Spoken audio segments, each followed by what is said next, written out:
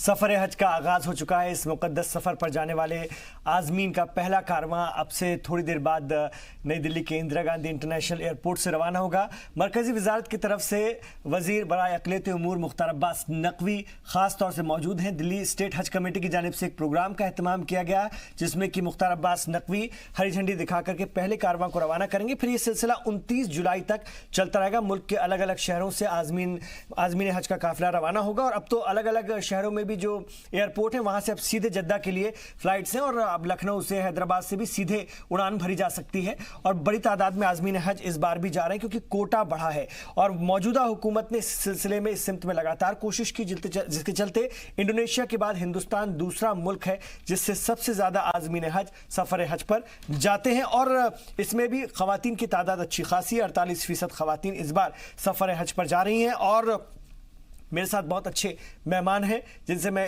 हज के अरकान के बारे में, वहाँ किस तरह के इंतज़ाम होते हैं और किस तरह के अरकान होते हैं और जो हमारे हिंदुस्तान की तरफ से सुविधाएं सहूलत फराहम की जा रही हैं। 620 का सपोर्टिंग स्टाफ है और अब बिना महरम के हज पर जाने वाली ख़वातीन की तादाद में लगातार इजाफा हो रहा है। उसको किस तरह से देखा जाए, ये एक ऐसी कोशिश थी जिसमें तमाम विरोध के बावजूद, तमाम मुखालफत के बावजूद हुकूमत ने कदम पीछे नहीं हटाए। मुख्तार अब्बास नक़वी ने इस सिलसिले में लगातार प्रयास किए और ये सिलसिला शुरू हो सका है। तो बहुत सारी चीज़ें जिस पर की बात करना ज़रूरी है और मुल्क के अलग अलग हिस्सों से आज़मीन हज रवाना हो रहे हैं। मेरे साथ बहुत ख़ास मेहमान हैं, ब्रेक से पहले भी मेरे साथ जुड़े हुए थे और अभी भी मेरे साथ जो जुड़े हुए हैं एक बार फिर मैं उनका तारीफ़ आपसे करवा दूं। मेरे साथ अब्दुल मोइद अजहरी साहब हैं, इस्लामिक स्कॉलर हैं, मिस्र से आपकी पढ़ाई हुई है और एक बहुत सुलझे हुए इस्लामिक स्कॉलर के तौर पर आप जाने जाते हैं। मुफ्ती शमून कासमी साहब मेरे साथ इस वक्त स्टूडियो में तशरीफ़ फरमा है और हमारे साथ ख़ास तौर से सुशील कुमार शर्मा जी भी हैं, सीनियर सहाफ़ी हैं और एक अच्छे राजनीतिक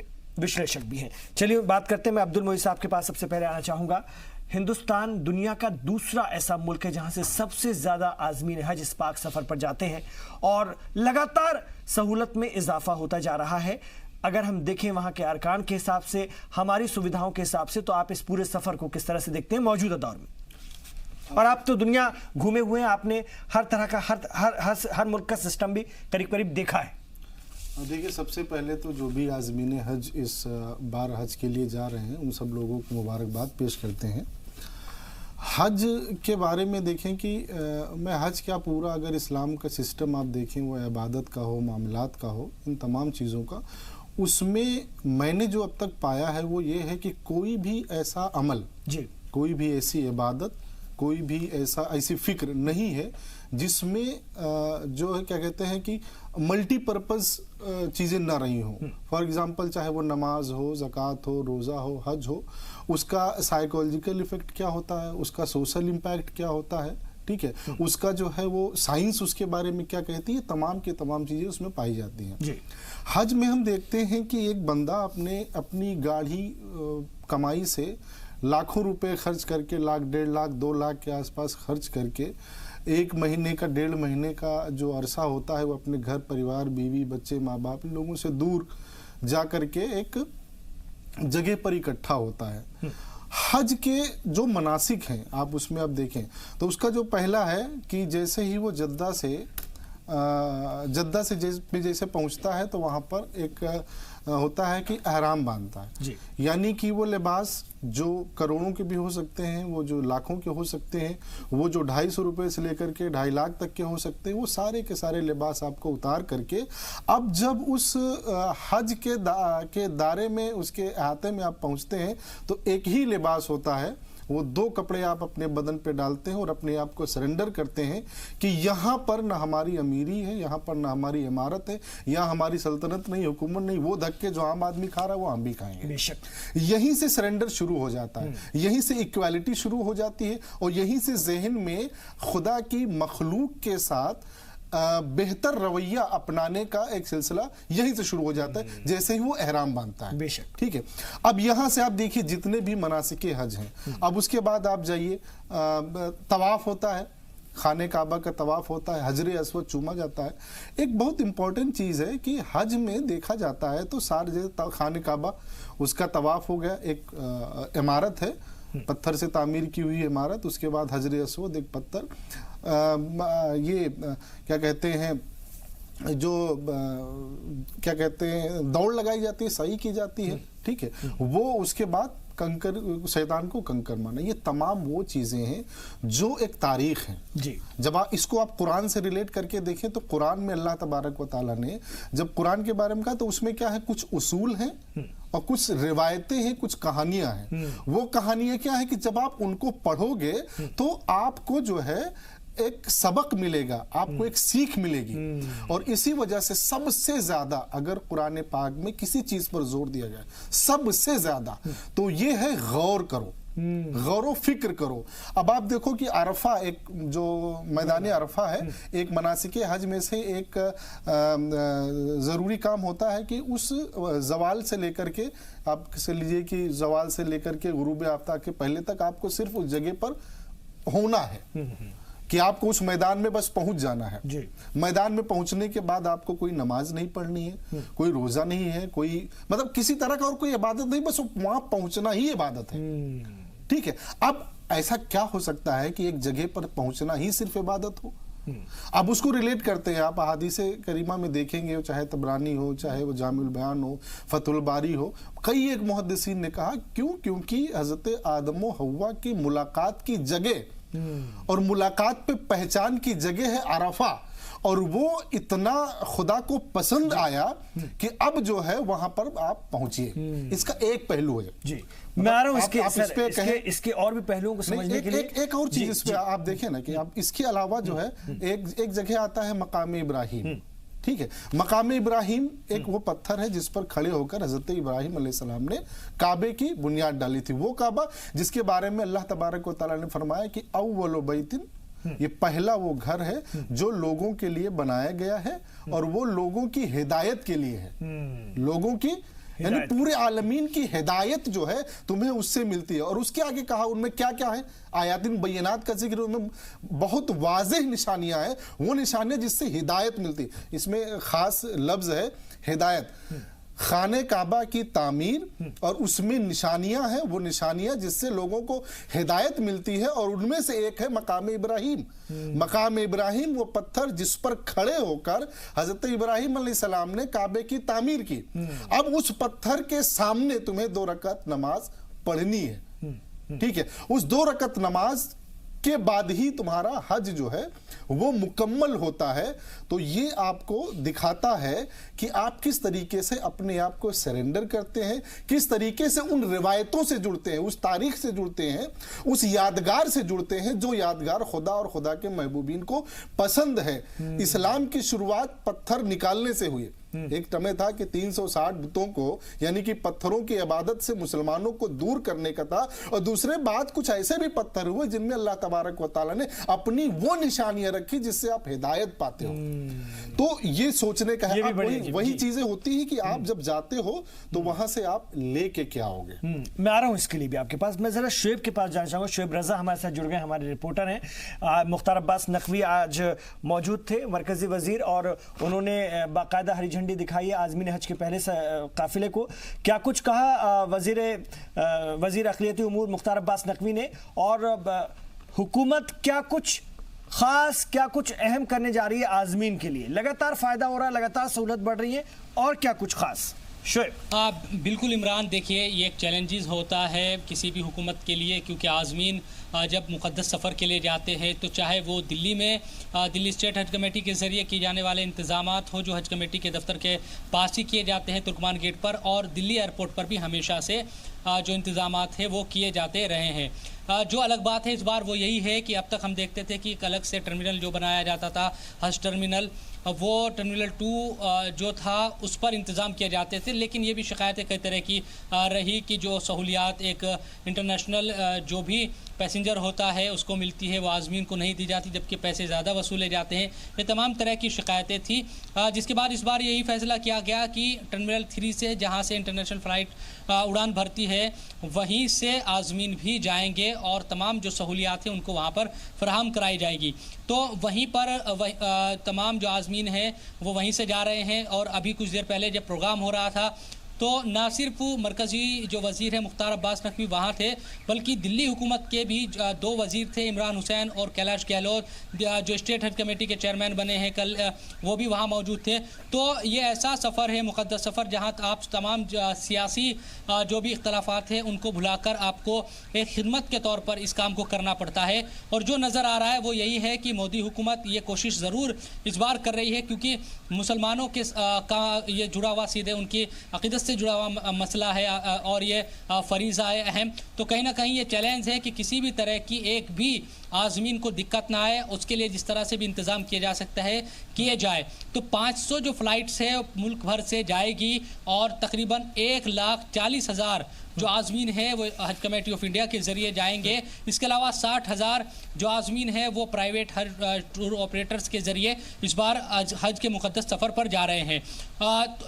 एक तरीके से इंडोनेशिया के बाद हिंदुस्तान ऐसा मुल्क है पूरी दुनिया में जहां से सबसे ज़्यादा हज कोटा हमारे मुल्क को मिला है। तो ये एक बड़ी एक तरीके से कहा जाए कि एक चैलेंज के तौर पर मोदी हुकूमत इसको ले रही है। आज से शुरुआत हुई है, उम्मीद की जानी चाहिए कि आगे भी जो 17 जुलाई तक, क्योंकि जो उड़ान भरी जानी है और अलग अलग सूबों से, चाहे जम्मू कश्मीर हो, जयपुर हो, साउथ के जो सूबे हैं वहाँ से बात की जाए, मुंबई हो, तमाम जगहों से जो आज़मीन है वो बेहतर तरीके से जाएंगे और उनको किसी भी तरह की दिक्कत नहीं होगी। ये बात सही है कि कई लोग ये कह रहे हैं कि हज की जो रकम है वो पिछले कुछ बरस में बढ़ी है, लेकिन आपको ये भी देखना होगा कि कई और भी चीज़ें इंटरनेशनली तौर पर भी देखें, सऊदी हुकूमत की तरफ से भी जिस तरह की जो चीज़ें हैं उनको देखें, तो यकीनन कहीं ना कहीं आज़मीन को हुकूमत ये कोशिश करती है कि उनको सहूलियत दे। सपोर्टिंग स्टाफ भी काफ़ी अच्छा खासा होता है, अच्छी ट्रेनिंग होती है और बिना महरम के जो ख़वातीन जा रही हैं उनके लिए स्पेशली ख़वातीन भेजी जाती हैं जो सरकारी कर्मचारी होती हैं और वो वहाँ पर जाकर उनकी रहनुमाई करती हैं और उनकी मदद करती हैं। मुफ्ती साहब, बिना महरम के जाने वाली ख़वातीनों की तादाद बहुत तेज़ी से बढ़ रही है। 2340 से ज़्यादा ख़वातीन बिना महरम के जा रही हैं और ये तादाद बढ़ रही है। एक दौर था जब इसकी भी मुखालफत हुई थी, लेकिन इस हुकूमत ने इस कदम को बनाए रखा, मजबूती के साथ जमी रही और आज ये अब आम होता चला जा रहा है, तो चीज़ें बदल रही हैं। नहीं, देखिए, सबसे पहले तो मैं जो वज़ीर हज हैं मुख्तार अब्बास नकवी साहब और इस सरकार को, ख़ासतौर से प्राइम मिनिस्टर को मुबारकबाद देना चाहता हूँ कि उन्होंने हिंदुस्तान को वहाँ ला के खड़ा किया कि आज हम ये कह सकते हैं कि इतने बड़े तादाद में हाजियों का जाना ये हमारे हिंदुस्तान के लिए बहुत ही खुशाइंद बात है। और पिछली सरकारों से इंतज़ामात भी बहुत अच्छे हैं। पिछली सरकारों में ये आता था कि बदनज़मी के बहुत वाक़यात सामने आते थे, हाजियों की परेशानियों की बातें आती थी। पिछले 5 साल के अंदर अभी तक लोगों की तरफ से कोई ऐसी चीज़ें नहीं आई हैं कि जो उन्हें परेशानी का सामना करना पड़ा हो। और इस बार और एक अच्छी बात ये की है, मैं इसके लिए मुख्तार अब्बास नकवी साहब को और उनको मुबारकबाद दूंगा कि जो उन्होंने स्टाफ भेजा है साथ में, उसमें पैरामेडिकल से मुताल्लिक़ हैं, अलग अलग खिदमात से मुताल्लिक़ लोग हैं। ये बहुत ही अच्छा एक कदम है। और जहाँ तक इस चीज़ का, जैसे महरम और गैर महरम की बात है, देखिए वो एक ऐसा सफ़र है कि जहां इंसान अपनी गलतियों से की तरफ रुजू करने के लिए जाता है। और जब काबे पर पहली नज़र पड़ती है तो जो वो दुआएं मांगता है तो वो सारी उसकी कबूल हो जाती हैं और उसे एहसास नदामत होता है कि जो मैं गुनाह करके गया हूँ वो गुनाह मेरे माफ़ हो जाएं। तो वहाँ बजाय इसके कि जो ख़वातीन हैं वो हमारी बहन, हमारी बेटी, हमारी माई तो हैं। अब उसके लिए भी अगर इस तरह के लोग वहाँ ये हरकतें करेंगे तो वो बहुत ही, वो तो समझ लीजिए कि वो हज करने के लिए क्या गए हैं, फिर तो उनका कुछ मामला ही नहीं है। तो मैं तो ये बात कहना चाहूँगा कि ये इस मुल्क के लिए और जो हमारे हुज्जाज किराम जा रहे हैं कि जो वो जाएं और वहाँ जाने के बाद अरकाने हज अदा करने के बाद वहाँ इस मुल्क के लिए, पूरी दुनिया में अमन व अमान के लिए दुआएं करें और अपने मुल्क के लिए कि हमारा मुल्क एक दिन एक ताकतवर मुल्क बने, कि हम पूरी दुनिया के लोगों की کی مدد کر سکیں اور پورے دنیا کے لوگوں کے لیے ہمارے اندر جذبہ ہو کہ ہم سارے لوگوں میں امن اور بھائی چارہ بانٹیں. تو میں ایک بات یہ کہوں گا عمران بھائی کہ جو یہ سفر حج ہے، کیونکہ میں اس کی تفصیلات ابھی مجھ سے پہلے آئی ہیں تو میں انہیں دہرانا نہیں چاہوں گا، بلکہ میں یہ چاہوں گا کہ جس طرح سے سرکار کا جو قدم ہے وہ بہت اچھا ہے، اور خاص طور سے ہندوستان کے مسلمانوں کو اس وقت جیسے سیاسی طور سے یہ ملک کروٹ لے رہا ہے، انہیں مین اسٹریم میں آنا چاہیے اور سرکار کے ان کاموں کو خاص طور سے جو مائنرٹی کے ذریعے سے یہ کام ہو رہے ہیں انہیں ہم آگے بڑھائیں اور انہیں اچھی نظر سے دیکھیں اور اپنے آپ کو ایک اچھا شہری بنانے کی طرف پاردرشتا بنانے کی بات ہو، چاہے وظیفے کی بات ہو، اسٹوڈنٹس کو لڑکیوں کی پڑھائی کو لے کر کے حکومت کی گمبھیرتا رہی ہو، یا پھر حج کو لے کر کے صحیح انتظام، صحیح ڈھنگ سے لوگ پہنچے، صحیح ڈھنگ سے واپس آ جائیں، ان کو سہولت فراہم ہو، یہ کرنے کی سوچ ہو اور اس کو بہتر طریقے سے عملی جامہ پہنانے کی کوشش ہو، اس سے بڑھ کر اور کیا ہو سکتا ہے. اور دھیرے دھیرے ہی صحیح لوگوں کے ذہن میں یہ بات آئے گی اور وہ اس کا فائدہ بھی اٹھائیں گے. اور بالکل یہ آپ جو بات کہہ رہے ہیں، شعیب میرے ساتھ ہیں، ہمارے رپورٹر لگاتار اس خبر کو کور کر رہے ہیں، وہ خود اس پروگرام میں موجود تھے.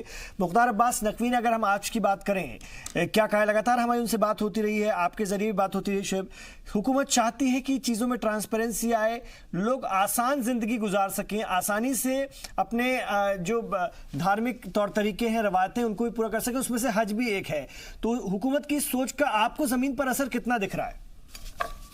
عمران دیکھیے، ایک چیز یہ ہمیں سمجھنی ہوگی کہ کچھ برس پہلے تک 2 سال سے بھی جب پہلے حج کا جو مقدس سفر ہوتا تھا ہندوستان سے جو عازمین جاتے تھے ان کا بالکل. میں شعیب آپ کے پاس لوٹ رہا ہوں، لیکن مرکزی وزیر مختار عباس نقوی اپنی بات رکھ رہے ہیں، آئیے ان کو سنتے ہیں. بیچ میں یہ بھی پہلی بار ہے، بلکہ مجھے لگتا ہے کہ دنیا کے تمام حصوں میں پہلی بار ہوگا. یہ جو ہماری سرکار اور سعودی عرب کی سرکار ہے اس سے جو بہت اچھے رشتے ہیں اس کا ایک یہ جیتا جاگتا نتیجہ ہے. اس سے امپورٹنٹ ہے کہ آپ آج جو ہے وہ پورے ہندوستان سے 500 فلائٹس ہیں جو جائیں گی حج یاتریوں کو لے کر کے، اور ان 500 فلائٹس لگ بھگ 21 امبارکیشن پوائنٹ سے جانے والی ہیں، اور ان 21 امبارکیشن پوائنٹ سے جانے والی فلائٹس کا شیڈول وغیرہ جو ہے وہ حج کمیٹی نے تیار کیا ہوا ہے، اس کے حساب سے جائیں گے. لیکن آج جو ہے وہ نئی دلی سے یہاں سے شروعات ہو رہی ہے، اور آپ پہلے حج یاتری ہوں گے جو حج بیت اللہ کے لیے جو ہے وہ جانے والے ہیں، جو اس تاریخ کو پہلی آپ کی شروعات اور شبارمبھ ہو رہا ہے آج. اس کے علاوہ اب اور امبارکیشن پوائنٹس ہیں، اس میں ڈیٹس ہیں، تاریخیں ہیں، تاریخوں کے حساب سے جائیں گے. آپ سب کو ہماری طرف سے بہت بہت مبارکباد. منسٹری نے آپ کے سرکشا کے لیے، آپ کی صحت کے لیے وہاں پر ہاسپٹلس کا بھی ارینجمنٹ کیا ہے، دواؤں کا بھی ارینجمنٹ کیا ہے، ڈاکٹرز کا بھی ارینجمنٹ کیا ہے، اور حج کوآرڈینیٹرز بہت بڑی تعداد میں یہاں سے جا رہے ہیں، اور وہاں پر بھی ہمارا جو کونسلیٹ ہے وہ جو آپ کی خدمت کے لیے لوگ ہوتے ہیں ان کو آپ کی مدد کے لیے رکھیں گے، اور آپ کو جو بھی بہتر سے بہتر کوشش ہماری ہے کہ زیادہ سے زیادہ سویدھا وہاں پر آپ کو ملے، اس کی ہم سب کی کوشش ہوگی. اور پھر سے ایک بار میں تمام جو لوگ حج پر جا رہے ہیں ان کا حج کامیاب ہو، خدا ان کا حج قبول کرے، اس کے لیے ان کو بہت بہت مبارکباد. اور میں آپ سے اپیل کرتا ہوں کہ آپ ملک کے لیے، اپنے دوستوں کے لیے، رشتہ داروں کے لیے، اپنے شہر کے لیے، اپنے گاؤں کے لیے، اپنے محلے کے لیے، اپنے تمام ہم وطنوں کے لیے دعا کریں تاکہ ملک میں امن اور چین ہو، بھائی چارہ ہو، اور ملک ترقی کے راستے پر تیزی سے آگے بڑھ سکے.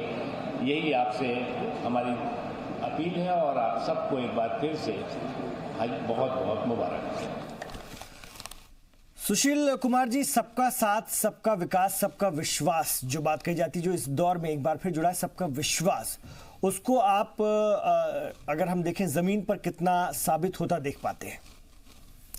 देखिए, इस बार दूसरी बार शपथ लेते समय भारत के प्रधानमंत्री माननीय नरेंद्र मोदी जी ने अपनी पहली ही स्पीच में ये कहा था कि सबका साथ, सबका विकास और सबका विश्वास, खास तौर पर माइनॉरिटी कम्युनिटीज़ का विश्वास, और उन बिलखुसूस मुसलमानों का, माइनॉरिटी में भी स्पेशली मुसलमान, क्योंकि ये देखा गया है कि आज़ादी के बाद आज तक मुसलमानों को इस देश में डरा कर रखा गया है, और खासकर क्योंकि कांग्रेस का शासन था तो हम कांग्रेस का ही नाम लेंगे, उनको ये कहा गया है कि आप मतलब उनको कभी उभरने नहीं दिया गया, उनके लिए कभी सुविधाएं नहीं दी गई, उनके लिए कोई नई यूनिवर्सिटी नहीं बनाई गई, उनके लिए कोई नए एजुकेशनल इंस्टीट्यूशन नहीं बनाए गए।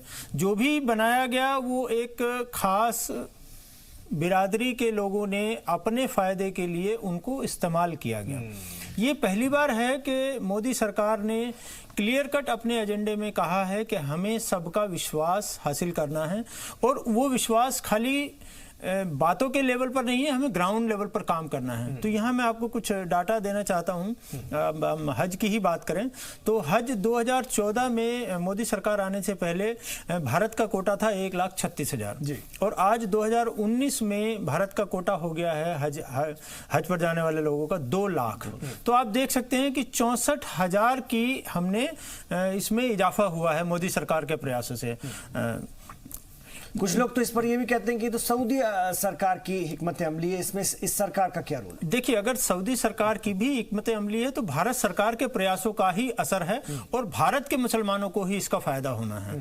और अभी हमने मुख्तार अब्बास नकवी जी को सुना, उन्होंने भी बताया कि भारत सरकार ने इस बार जितनी सुविधाएं दी हैं, जितनी सुविधाएं हज पर जाने वाले लोगों को दी हैं, वो अभूतपूर्व है। इससे पहले इतिहास में ऐसा कभी नहीं हुआ। नहीं, उसमें सुशील जी ये शिकायतें आया करती थी कि जो हज कमेटी थी उसके बदउनवानियां सामने आया करती थी, उनके जो नाजायज वसूलियां भी सामने आती थी। आज कम से कम इस सरकार में ट्रांसपेरेंसी आई है, और वो सारी चीजें नहीं महसूस हो रही हैं। वरना पिछली बार हम लोग मुतालबा किया करते थे कि अब्दुल मोइज साहब, फाइनल कमेंट आपका चाहूंगा, बिल्कुल वक्त मेरे पास बहुत कम बचा हुआ है, जल्दी से अपनी बात रख दीजिए। सफर हज का आगाज और ये शानदार एक शुरुआत। देखिए, मैं इससे पहले यही अर्ज कर रहा था कि वहां पे बहुत छोटी छोटी 3 वाकयात को मैं बयान नहीं करूंगा, लेकिन उसका मैं एक कंक्लूजन, जो कि एक बहुत बड़ा मैसेज है। आप देखें कि एक वहां पर अमल होता है कि शैतान को कंकरी मारी जाती है, ठीक है।